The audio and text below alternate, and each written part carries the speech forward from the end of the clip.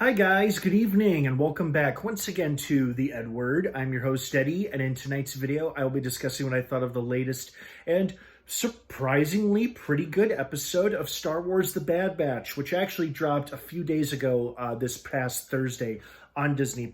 I actually watched it on Thursday, but I completely forgot to upload my review until now, so thank you for bearing with me. I do apologize for the delay. So I'm about to give you my spoiler-filled review, so if you're not caught up on The Bad Batch by the most recent episode, which I believe is episode 4 or 5, you do not want to keep watching or listening, as I will be discussing spoilers, plot details, character stuff, all that jazz. That being said, you have been warned.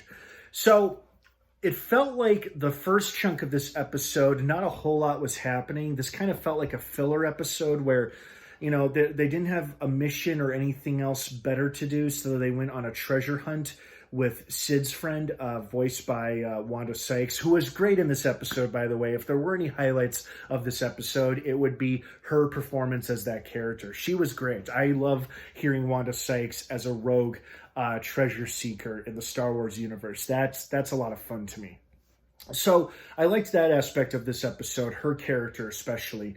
But the rest of the episode, I mean, it kind of felt like, you know, them being Indiana Jones and looking for ancient treasure in a hidden caverns in a cave and whatnot, trying to avoid setting off booby traps and shit like that. And that's fine if you're into that sort of thing. For me, this particular episode wasn't particularly my cup of tea. However, I did enjoy Wanda Sykes' performance very much, and I also really thought it was really, really cool when they awakened that sleeping mechanical beast thing. It was like a machine, like a four-legged machine, almost like a giant metallic giraffe almost.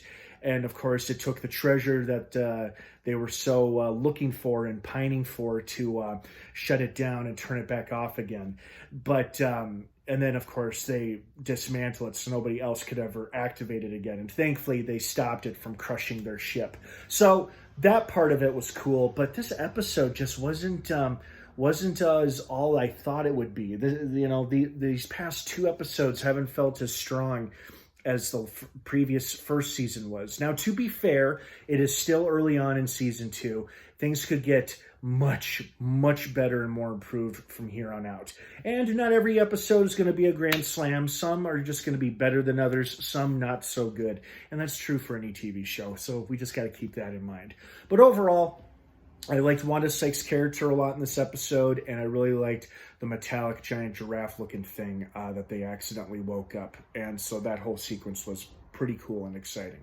So I'm looking forward to the next one. Here's hoping that the next episode of Bad Batch is much bigger improvement. So what did you guys think of this episode? Did you like it? Did you love it? Did you hate it? Were you expecting more, expecting less? Let me know what you think down below in the comments section. Have a wonderful rest of your night. Star Wars The Bad Batch drops new episodes every Wednesday, on Disney+. Have a great rest of your weekend, everyone, if I don't see you again. And of course, until next time, may the Force be with you.